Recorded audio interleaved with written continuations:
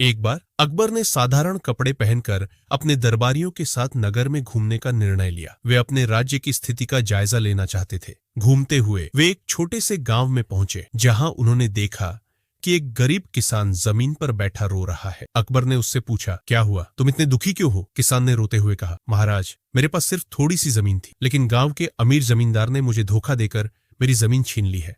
अकबर ने किसान की बात ध्यान से सुनी और फिर उससे वादा किया कि वह न्याय करेगा।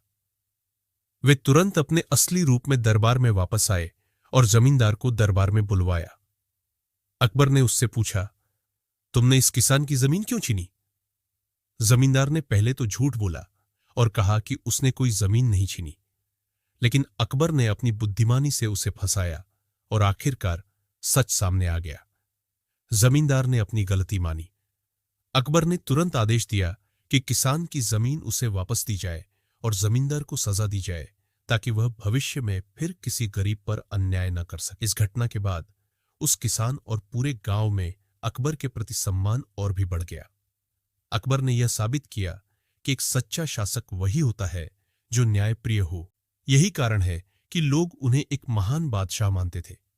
यह कहानी बताती है कि अकबर केवल एक शक्तिशाली शासक नहीं थे, बल्कि एक ऐसे राजा थे जो अपने राज्य के हर नागरिक के लिए न्याय सुनिश्चित करते थे, चाहे वह कितना ही गरीब क्यों न हो।